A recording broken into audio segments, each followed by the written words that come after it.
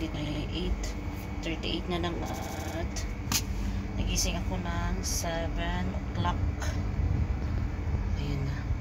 Kakatapos ko lang mag-exercise. Hindi ko pa nahubad yung aking sinuot sa pang-exercise. I-check ko muna kung umalis na yung amo ko kasi maaga siya humihingi pa ng breakfast. Maglilinis muna ako ng kanyang kwarto bago maligo.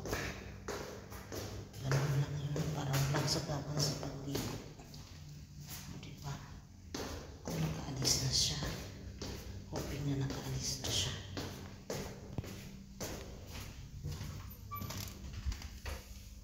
Naka-close ang door, tingnan natin.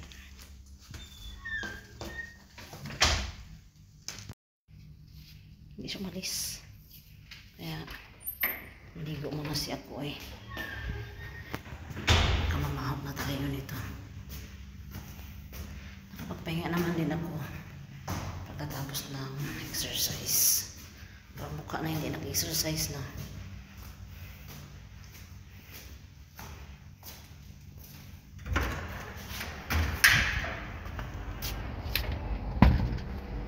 Balik. Nababa na ako. Kasi ano, tawag dito. Ako ng breakfast time check dito ay 9:15 na. Silipin ko dito yung aking amo. Dito pa rin siya. Visualize. Para i-double check ko. I-check ko yung kanyang susi. Kasi dito yung susi niya sa baba.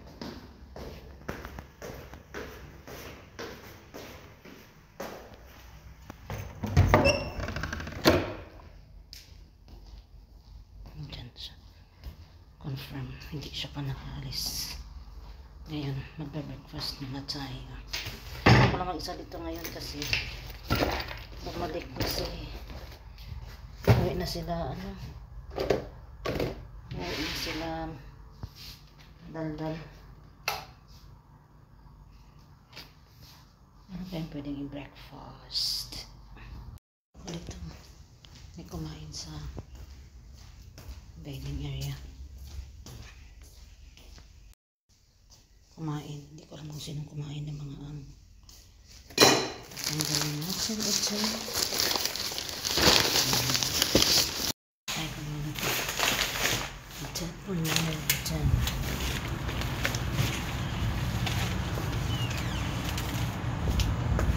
Ito ko naman tatapos. Breakfast na ako.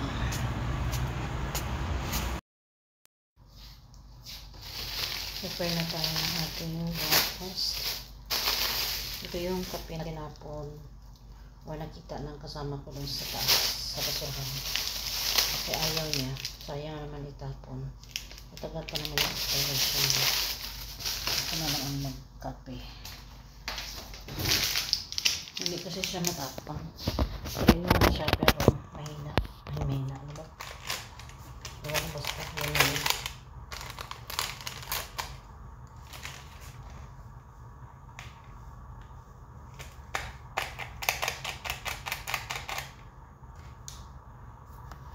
Ako ng hot water.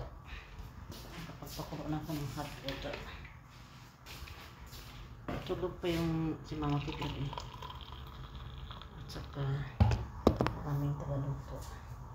Kaya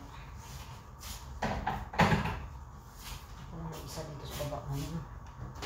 Lagyan natin ng sugar. Lagyan natin ng sukar.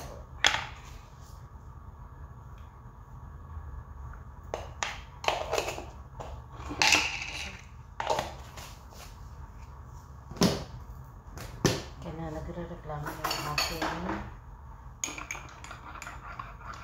bago naman siya.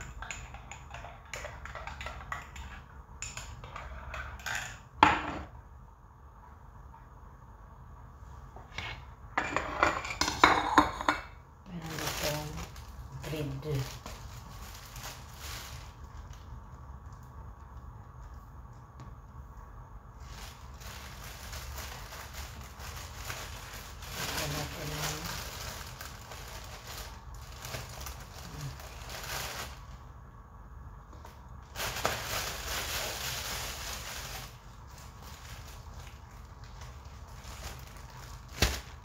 May nakita ako dito sa Talaja na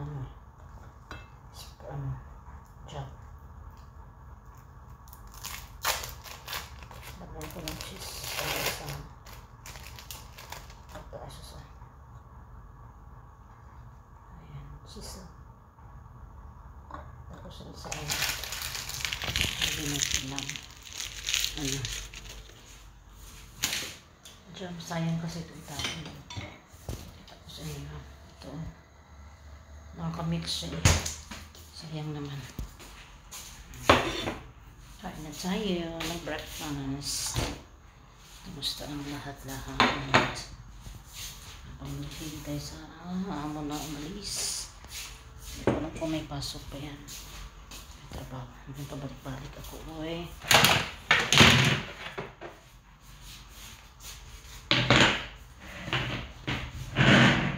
yung breakfast ko sa inyo ngayon, ha?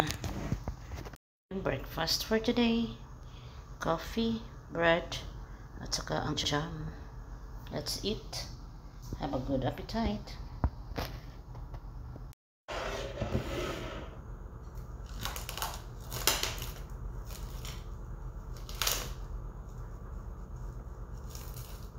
Kay Mama Kibir kasi ito sayang na-mix kasi na ito yung ating pagkain. Bismillah. Doon.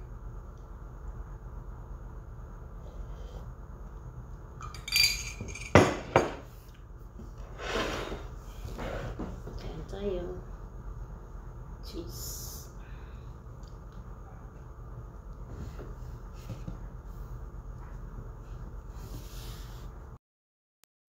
Nakabasag ako ng pinggan kasi tinanggal ko doon sa tray, natuyo na, ilalagay ko na sa kabinet, nahulog pa sa kamay ko. Tingnan nyo, basag ng pinggan, powder talaga siya eh.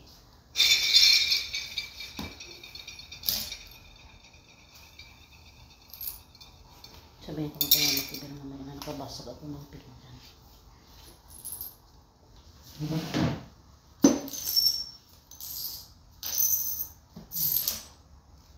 Nakutin ko na yun.